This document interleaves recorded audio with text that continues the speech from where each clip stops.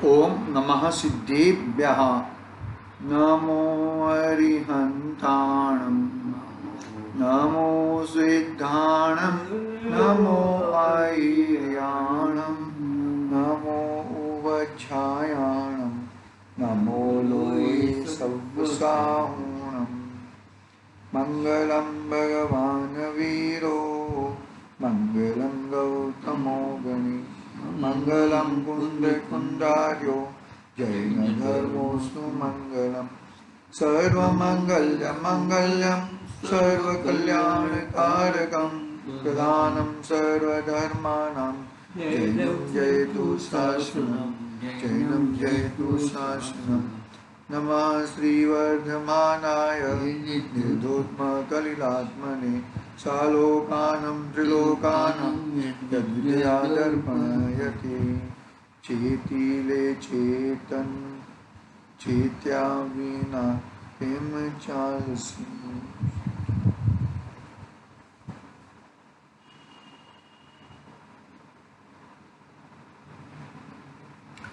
रत्नाकरण सावकाचार आचार्य समुद्भद्र देवदार रचित महान ग्रंथ अपने सामने विराजमान है। 5 पाप की त्याग पूर्वक, 5 पाप का अभाव पूर्वक 5 अनुव्रत श्रावक धारण करता है तो अपने छठे अधिकार में, भावना अधिकार में, ये किस प्रकार की भावना करके 5 पापों का त्याग किस प्रकार करता है और अनुव्रत को बनाए रखता है, उसकी बात यहाँ पर आचार्य देव ने बताई है। देखो, 5 पापों की त्याग की भावना, हमने 5 पाप की बात कर दी थी। वापिस एक ही पैराग्राफ में 5 पाप की बात कर रहे हैं। देखो, ये 5 पाप दुख ही है, ऐसा विचार करना कि हिंसादि दुख के कारण है, इसलिए वे हिंसादि 5 पाप दुख ही है। हिंसादि दुख के कारण में कार्य का उपचार करके 5 पापों को दुख ही कह दिया। जैसे वध, बंधन, पीड़न मुझे अप्रिय है, वैसे ही समस्त अन्य प्राणियों को भी अप्रिय है। वध, बंधन मुझे अच्छे नहीं लगते, पीड़न मुझे अच्छी नहीं लगती, ऐसे अन्य प्राणियों को भी अच्छा नहीं लगता। जैसे झूठ, कटुक, कठोर वचन मुझे कोई कहे तो उन्हें सुनने से मुझे बहुत अधिक दुख उत्पन्न हो जाता है, उसी प्रकार दूसरे जीवों को भी कटुक वचन, असत्य वचन दुख उत्पन्न कर देते हैं।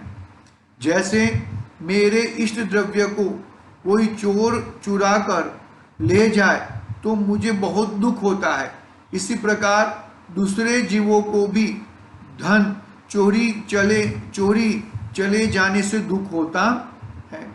जैसे हमारी स्त्री का कोई तिरस्कार करे तो उसमें हमें बहुत मानसिक पीड़ा होती है, उसी प्रकार अन्य जीवों को भी अपनी माता, बहन, पुत्री, स्त्री के व्यभिचार को सुनकर देखकर बहुत दुख होता है। मतलब हमें जैसा दुख होता है ऐसा दूसरे जीवों को भी दुख होता है। हमें बुखार में दुख होता है तो दूसरे को भी बुखार में दुख होता है। हमें मानो कि सर दर्द में दुख होता है तो दूसरे जीवों को भी सर दर्द में दुख होता है। हमें ऐसा नहीं करना चाहिए कि भाई बस ये तो ऐसा गपाटे मार रहा है, ऐसा होता नहीं है। दुख सभी को दुख एक सरखा ही दुख होता है। सुख में अलग अलग हो सकता है लेकिन दुख तो एक सरखी के सबको अलग, मतलब वो सहन करने की शक्ति अलग बात है। कोई जीव सहन शक्ति कर ले और कोई जीव सहन ना कर सके, बाकी दुख सभी को होता है। इसीलिए हमें किसी को मानसिक दुख, किसी को शारीरिक दुख, किसी प्रकार का कोई दुख हमें करना नहीं चाहिए। जैसे धन धान्य आदि वस्त्र आदि नहीं मिलने से तथा प्राप्त हुए के नष्ट हो जाने से वांछा, रक्षा, शोक, भय होने से अपने को दुखी होता है, उसी प्रकार परिग्रह की वांछा से तथा प्राप्त परिग्रह के नष्ट हो जाने से सभी जीवों को दुख होता है। इसलिए हिंसा आदि पापों से विरक्त हो जाने में ही जीव का कल्याण है। जीव का कल्याण क्या है? हिंसा आदि 5 पापों को त्याग करना। हकीकत में हिंसा आदि 5 पापों का त्याग किस तरह होता है? हिंसा में बैठ के नहीं, परद्रव्य में बैठ के नहीं, अपने ज्ञान स्वभावी आत्मा में बैठ के, कि भाई मैं इन सब का जानने देखने वाला हूं, मैं राग द्वेष करने वाला नहीं हूं, मैं किसी को मारने वाला नहीं हूं, कोई मुझे मार सकता नहीं है। ऐसी बहुत बड़ी उत्कृष्ट भावना के साथ ये 5 पापों का हमें विरक्त होना चाहिए, 5 पापों से विरक्त होना चाहिए। बाकी एक द्रव्य दूसरे द्रव्य का तो कुछ कर सकता नहीं है। भावों में ही बहुत बड़ी प्रधानता है, भावों से ही आकुलित होता है और भाव दूर होते ही वो आकुलता कम हो जाती है। ऐसा है। अभी आगे प्रश्न करते हैं, आगे एक बात कर रहे हैं। देखो, इंद्रिय सुख दुख रूप ही है। इंद्रियों का सुख दुख रूप ही है। मान लो कि कोई हमने भोजन, मिष्ट भोजन किया और मिष्ट भोजन किया और पेट में खराब हो गया, तो वो इंद्रिया, रसना इंद्रियों को पोषने के लिए मिष्ट भोजन किया और मिष्ट भोजन किया और पेट ने बोल दिया कि भाई ये हजम नहीं होएगा, तो वो इंद्रिया, कौन सी इंद्रिया? रसना इंद्रिय को स्वाद के लिए, और पेट ने क्या बोल दिया? तो मतलब इसमें क्या होता है कि इंद्रिया से सुख कभी होता नहीं है। इंद्रिया में, इंद्रियों को भोगने से, भोगने के पहले, भोगते हुए और भोगने के बाद, तीन समय दुख दुख और दुख ही है, कभी सुख होता नहीं है। कि देखो, इंद्रियों को भोगना है तो क्या है? इंद्रियों को भोगने के लिए मान लो अच्छे कपड़े पहनना है, अच्छा अच्छा खाना है, अच्छे अच्छे घर में रहना है, बरोबर। उसके लिए क्या करना पड़ेगा कि भाई घर बार बनाना पड़ेगा, अच्छे पैसे कमाने पड़ेंगे। तो अच्छे पैसे कमाने के लिए क्या करना पड़ेगा? भाई अभी बहुत कमाई करो, बहुत पैसे कमाओ, 2-2 घंटा 4 घंटा ज्यादा काम करो, उसका डबल पगार लो, वो सब करके पैसा, मतलब दुख करके पैसा कमाओ। अभी पैसे कमा लिया, फिर चलो घर बार लो, फ्रीज लो, वॉशिंग मशीन लो, ये सब मशीन लो। तो ये मशीन लेने के लिए अभी क्या होएगा? अरे फ्रिज में लाइट बिल ज्यादा आ जाता है, वो फलाना। तो भोगों की वस्तुएं लाकर भी दुख, और बाद में भी दुख ही दुख होता है। ठंडा पानी पिएगा और गला खराब होएगा, वो भी दुख ही दुख। हर तरह का इंद्रिय का दुख रूपी है, कभी सुख रूप इंद्रिया से सुख कभी मिलता नहीं है। देखो, यहां कोई कहता है कि कोमल अंगों की धारक स्त्रियों के अंग के स्पर्श से रति सुख उत्पन्न होता दिखता है, लेकिन दुख रूप कैसे कहा? तो यहां पर उत्तर देते हैं कि इंद्रियों के विषयों के भोग से उत्पन्न सुख नहीं है, भ्रम से सुख दिखता है। पहले तो विषयों की चाह रूप महावेदना उत्पन्न होती है। जब वेदना उत्पन्न होती है तब उसे दूर करने का इलाज चाहता है। जैसे शरीर में चमड़ी, मांस, खून जब विकार रूप हो जाता है तब उत्कृष्ट खाज हो जाती है, फिर नाखून से, ठिकरी से, पत्थर से अपने शरीर को खुजाता है, शरीर को रगड़ता है, खून निकलने लगता है, तब और अधिक खुजाकर दुखी होता है, वहां दुख को ही सुख मानता है। इस प्रकार ये सब दुख ही दुख है। वो कुत्ता है ना, कुत्ता क्या करता है? वो हड्डी चबाता है। तो हड्डी चबाने से क्या होता है कि हड्डी चबाने से उसका जड़बा फट जाता है और जड़बे में से खून निकलता है। तो वो क्या मानता है कि मुझे हड्डी में से खून आ रहा है, और जोर से दबाता है, लेकिन उसका और जड़बा फट जाता है। लेकिन अरे भाई, सुख बाहर में है ही नहीं, तुम सुख बाहर में ढूंढने के लिए जाते हो, इसके लिए दुख ही दुख है। तो हमें किसी भी प्रकार का सुख के लिए बाहर में भीख मांगनी नहीं चाहिए। देखो, मनुष्य, तिर्यंच, असुर, सुरेंद्र आदि सभी जीव अपने शरीर के साथ ही उत्पन्न हुए इंद्रियों द्वारा उत्पन्न विषयों की चाह रूप जलन का दुख सहने में असमर्थ होने से महानिंद्य विषयों में अति लालसा करके झपट कर भोगना चाहते हैं। अग्नि से तपाए हुए लोहे के गोले के समान इंद्रियों के ताप से तप्तायमान आत्म विषयों के अति तृष्णा से उत्पन्न अति दुख रूप वेग को सहन करने में असमर्थ होने से विषयों में दौड़कर छलांग लगाता है। क्या करता है? विषयों में दौड़कर छलांग लगाता है। देखो उसके सब उदाहरण दिए हैं, पढ़ता हूं मैं। जैसे कोई पुरुष चारों ओर से अग्नि की ज्वाला से जलता हुआ अग्नि की तपन को नहीं सह सकने के कारण पास में ही विष्ठा के भरे महादुर्गंध युक्त बहुत गहरे गड्ढे में जाकर गिर पड़ता है और उस विष्ठा के सर तक डूबे कर ताप रहित सुख मानकर मर जाता है। क्या कहते हैं? चारों बाजू से आग लगी है और आग लगी है तो आग तो बुझानी पड़ेगी, तो बाजू में कौन क्या है? विष्ठा का गड्ढा है, तो विष्ठा के गड्ढे में गिरता है। विष्ठा में गड्ढे में गिर के वो वहां पे ऐसा सर तक डूब जाता है, क्योंकि बहुत आग जल रहा है, लेकिन वहां पे भी तड़पन से मर जाता है। ऐसा है हम लोग, एक विषय को छोड़कर दूसरे विषय को छोड़कर तीसरे विषय, निरंतर विषयों का फेरबदल करते ही रहते हैं और फेरबदल करने से निरंतर दुख और दुख ही पाते हैं। कभी सुख मिलेगा ही नहीं। वहां पे सुख है तो सुख मिले ना, सुख है ही नहीं। देखो वैसे ही यह संसारी जीव स्पर्शन इंद्रिय के विषय की चाहरूप दुख को सहन करने में असमर्थ होने से स्त्रियों के दुर्गंध युक्त मलिन शरीर में डूबकर काम पीड़ा रहित होकर सुख मानता हुआ अति तृष्णा के उत्पन्न तीव्र दुख को भोगता हुआ मरण कर संसार में दुखी होता रहता है, निरंतर दुखी रहता है। हर पांच इंद्रियों के संबंध में वो दुख ही दुख, मानो कि स्पर्शन इंद्रिय संबंधी दुख, बाद में रसना इंद्रिय संबंधी दुख, घ्राण इंद्रिय संबंधी, चक्षु इंद्रिय संबंधी दुख, कर्ण इंद्रिय संबंधी दुख, सभी प्रकार के दुख और दुख ही मिलता है। देखो आगे क्या कहते हैं, अभी 5 इंद्रियों के संबंधी उदाहरण दिए हैं, वो भी पढ़ते हैं। इंद्रियां दुख में निमित्त है।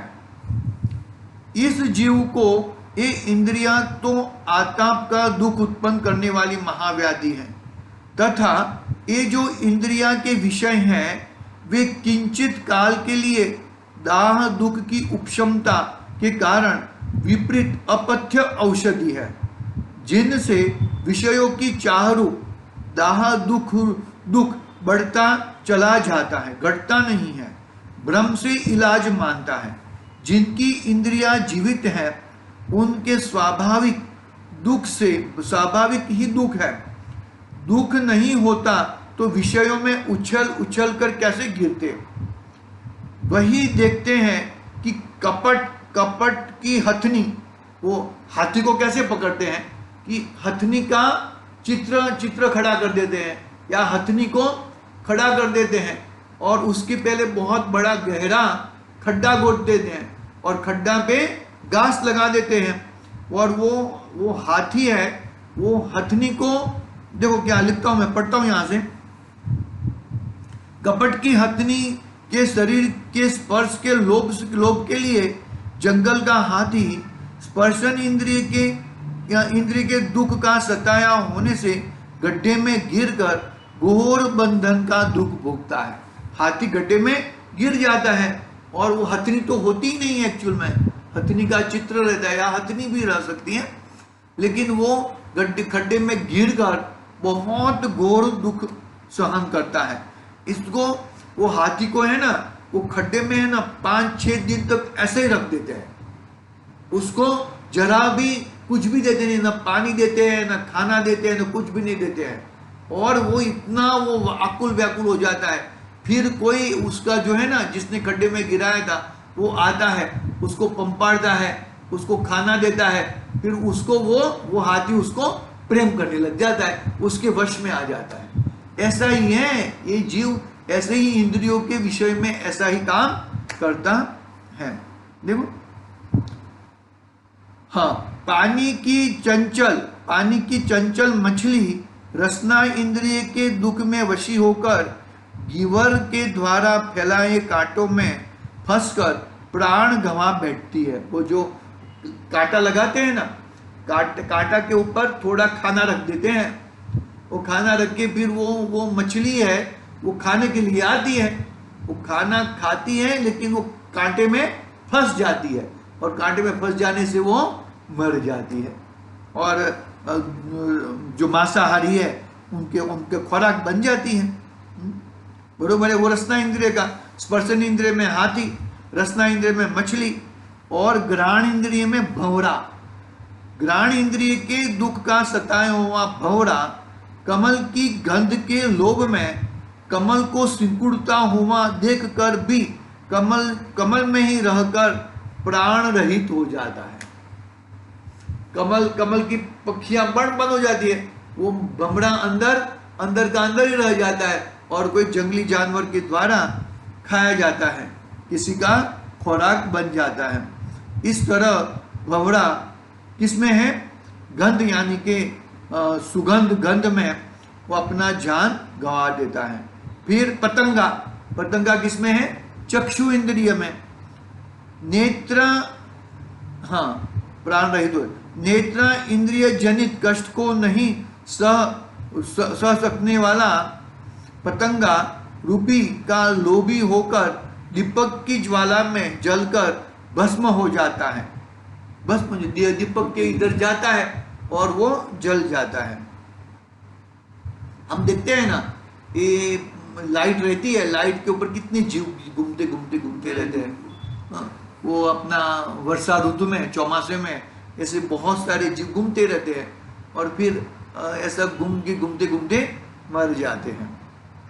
मतलब क्या है कि ऐसे वो, ये तो एक इंद्रिय का एक उदाहरण बताया, लेकिन मनुष्य है ना, मनुष्य एक साथ में पांचों इंद्रियों का भोग करना चाहता है, एक ही साथ में पांचों इंद्रियों का भोग करना चाहता है।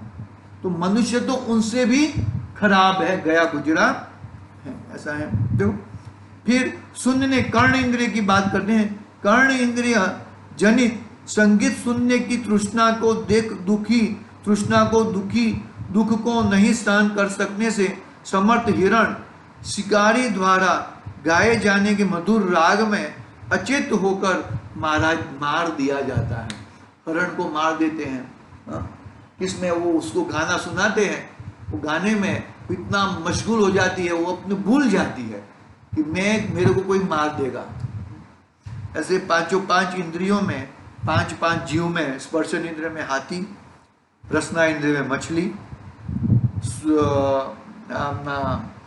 सुगंध में घ्राणी इंद्रिय में भंवरा, बाद में नेत्र चक्षु इंद्रिय में पतंगा और कर्ण इंद्रिय में हिरण। ये तो पांच उदाहरण बताए ना। वो पांच एक इंद्रिय के वो शौकीन है, लेकिन यह जीव, मनुष्य गति का जीव तो पांचों इंद्रियों का एक साथ में शौक रखता है। तो उसका क्या होएगा, वो एक सोचने की ऐसी बात है। आगे ऐसे दूर निर्वार इंद्रियों की, ये पांच इंद्रियों का है ना, वो समयसार गंधाधिराज का उदाहरण है। वो समयसार गंधाधिराज से यहाँ पे लिया हुआ है। ऐसे दुर्निर्वार इंद्रियों की वेदना के वश में पड़े हुए जीव, जिनमें उनका मरण निकट ही है, ऐसे विषयों के प्रयत्न पूर्वक लगते हैं। इंद्रिय जनित आताप के समान तीनों लोकों में अन्य आताप नहीं है। जैसा आताप इंद्रियों के विषयों की चाह का है, वैसा आताप अग्नि में नहीं है। मतलब इंद्रियों विषयों का आताप अग्नि से ज्यादा है।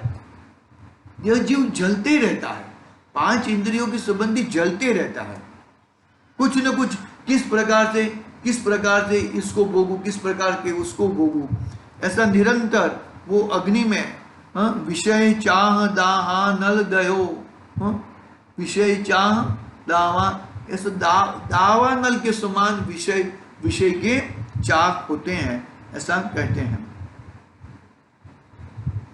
शस्त्र के आघात में नहीं, विष में नहीं, इंद्रियों का आताप सहन करने में असमर्थ होकर विषयों की प्राप्ति के लिए जीव अग्नि में जल जाते हैं, शस्त्र के आगे होकर मरते हैं, विष भक्षण कर लेते हैं, धर्म का लोप कर देते हैं, माता पिता गुरु शिक्षकों का विषयों का रोकने वाला जानकर मार डालते हैं। माता पिता बोलते रहते हैं बेटा ऐसा मत करो, हाँ माता पिता बोलते रहते हैं ना, तो वो इतना विषयों में जो वो रहता है ना, तो माता पिता को भी मार डालता है। गुरु शिक्षक है, वो भी शिक्षक भी बोलते हैं बेटा ऐसा आप मत करो, ऐसा नहीं करना चाहिए, तो शिक्षक को भी कुछ भी बोल देता है और चाहे तो उसको भी मार डालता है। ऐसा कहा है, देखो माता पिता गुरु शिक्षकों को विषयों का रोकने वाला जानकर मार डालता है, ऐसा है। बहुत ही दुख, विषयों के इंद्रियों संबंधी दुख बहुत खतरनाक दुख है। किसी की सुनता नहीं है, वो किसी की नहीं सुनता। बहुत सारे ऐसे उदाहरण हैं, बहुत सारे उदाहरण हैं। देखो ना, वो बहुत बड़े बड़े लोग हैं ना, वो शिकार खेलने के लिए जाते हैं, उनको मालूम है कि हिरण का शिकार करना गुनाह है, फिर भी वो शिकार किया और अभी जेलों में कोर्ट में तारीख पे तारीख जाना पड़ता है ना भाई। बहुत दुखदायक है ये जीव का जीवन, क्योंकि उसने अपने आत्म स्वभाव को नहीं देखा। मैं कौन हूं और इंद्रिया कौन है, मैं कौन हूं और शरीर कौन है, उसका भेद विज्ञान नहीं किया। उसने शरीर को ही अपना मान लिया।